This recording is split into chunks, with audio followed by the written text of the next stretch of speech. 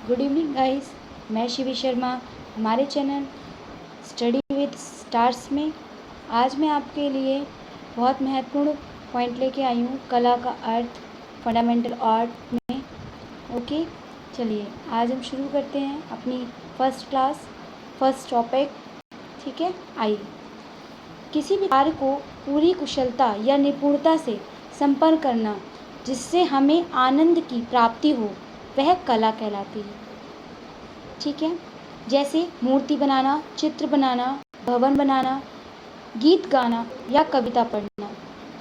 ठीक है, इसके आगे मैंने एक पॉइंट लिखा है कि गीत गाना कला तभी कहा जाएगा जब गीत मधुर और लय ताल के साथ गाया जाए।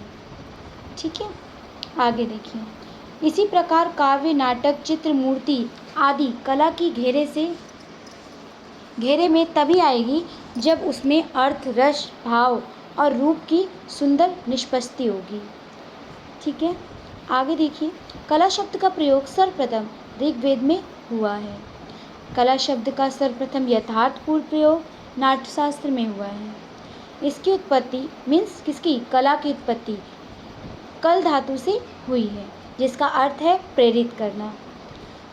आगे देखिए। कुछ विद्वानों ने इसकी व्युत्पत्ति कर्ण धातु से मानते हैं जिसका अर्थ प्रसन्न करना है। उत्पत्ति किससे हुई है, कल धातु से, जिसका अर्थ है प्रेरित करना और आपका प्रेरित करना। कुछ विद्वानों ने इसकी व्युत्पत्ति कर्ण धातु, आप सामने देख रहे हैं, कर्ण धातु से मानते हैं जिसका अर्थ प्रसन्न करना होता है। ठीक है, आगे बढ़ते हैं हम। भरत मुनि के नाट्यशास्त्र की रचना से पूर्व शिल्प शब्द का प्रयोग किया कला भी कला के स्थान पर प्रचलित था। ठीक है, आर्ट शब्द का प्रयोग 13वीं शताब्दी में से प्रचलित है। कितनी शताब्दी, 13वीं शताब्दी से प्रचलित है। ठीक है, आगे बढ़ते हैं। आर्ट शब्द AR धातु से बना है जिसका अर्थ है बनाना या ठीक करना। ठीक है, इसी तरीके से आगे बढ़ रहे हैं हम। लैटिन भाषा आर्ट में शब्द आर्श, स्पेलिंग देख लीजिए आप, स्पेलिंग मैं लिख देती हूँ ARS, आर्श या आर्ट से मतलब आर्ट का भी मैं एक बार मेंशन कर देती हूँ आपको कन्फ्यूज़न ना हो। ART आर्ट और ARS आर्श। ठीक है, चलिए कंटिन्यू करते हैं। जिसका अर्थ भी बनाना, उत्पन्न करना या कुशलता से माना गया है। ठीक है, ये आपका कला का अर्थ हो गया। ठीक है, अब हम कला के अर्थ के बाद हम कुछ परिभाषाएं पढ़ेंगे।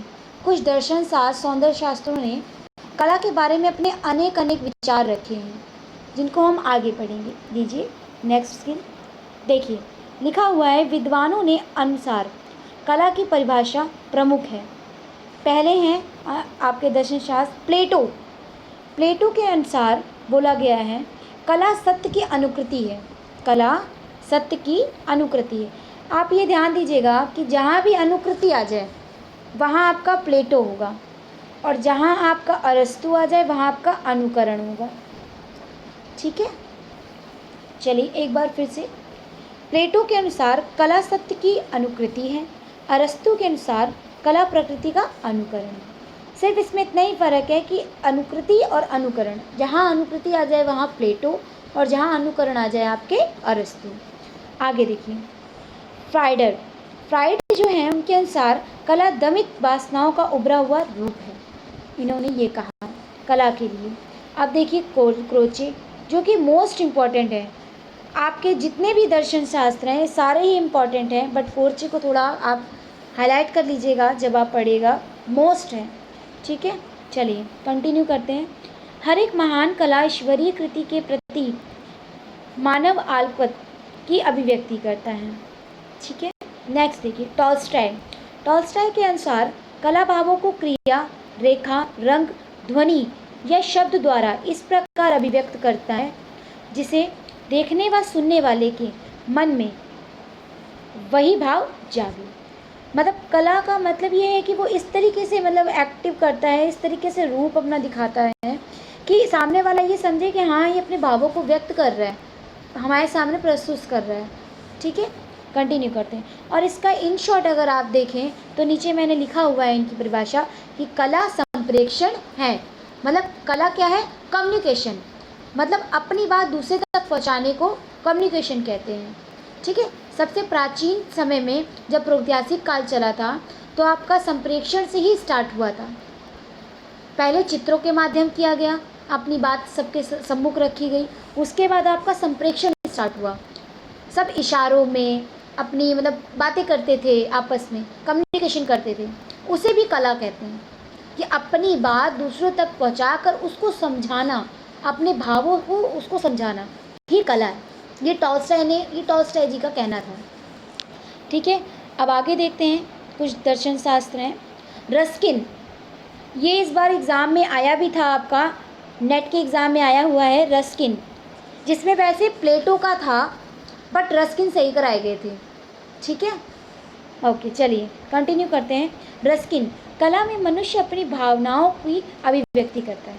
जैसे कि आप यहाँ पे देख रहे हैं, दो परिभाषाएं एक साथ लिखी हैं, एक रविन्द्रनाथ टैगोर की, एक रस्किन की। आप कंफ्यूज मत होइएगा बिल्कुल। देखिए, पहली परिभाषा ये है कि कला में मनुष्य अपनी भावनाओं की अभिव्यक्ति करता है, और दूसरी है कला मनुष्य अपनी अभिव्यक्ति करता है। कला में मनुष्य अपनी अभिव्यक्ति करता है, और कला में मनुष्य अपनी भावनाओं की अभिव्यक्ति करता है।